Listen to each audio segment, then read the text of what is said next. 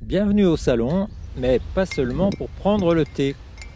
En route pour un essai du tracteur JCB Fastrac 4220.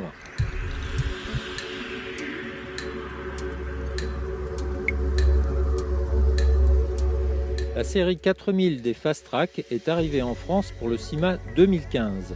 Particularité essentielle, elle reçoit une suspension avec contrôle de la hauteur du châssis à l'arrière comme à l'avant, une transmission à variation continue et 4 roues égales et directrices.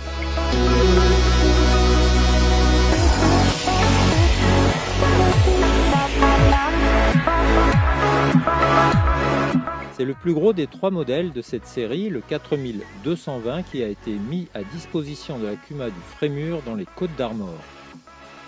Il affiche une puissance nominale de 217 chevaux pour 235 chevaux maxi.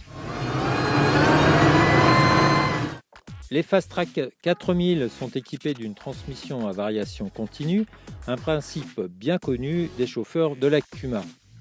2 d'entre eux ont pris les commandes du tracteur, Cédric Lemonnier et Jérôme Cade. Pas de problème pour prendre place en cabine avec un instructeur à côté, elle est très large et la visibilité est satisfaisante. Finalement, il y aurait peut-être eu de quoi prévoir plus de rangement dans cette cabine. La transmission compte 2 gammes de 0 à 30 km/h et de 0 à 60.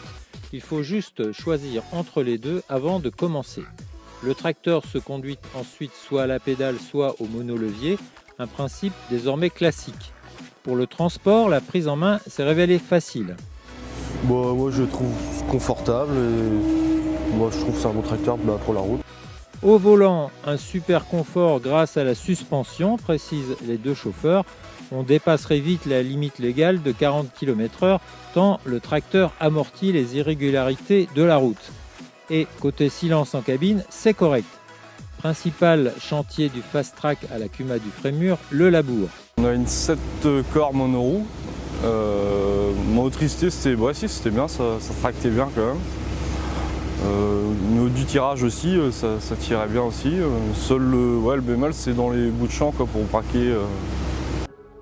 Les 4000 sont donc dotés de 4 roues directrices, ce qui n'est pas le cas de tous les Fastrac. Ils affichent un rayon de braquage largement comparable sur le papier à ce qu'annoncent des tracteurs conventionnels. Mais notre exemplaire était en fait chaussé en pneus de 600, plus large que le standard.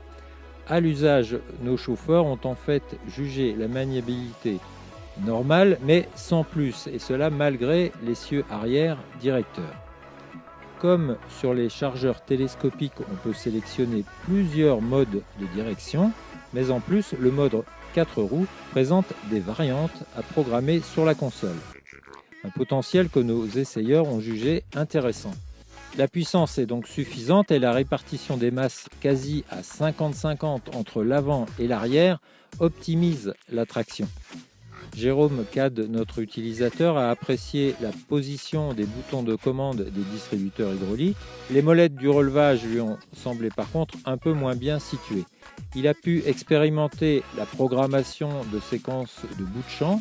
Sur ce Fastrac, on les prépare à l'arrêt et on les exécute pas à pas à l'aide d'un bouton unique.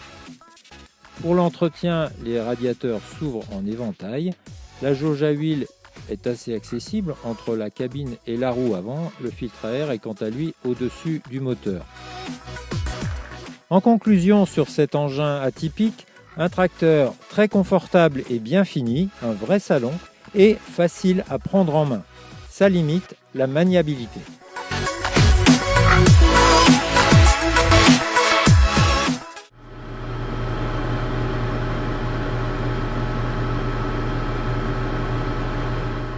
Ouais, enfin, il est mignon avec sa tasse de thé, mais je la pose où, moi, après?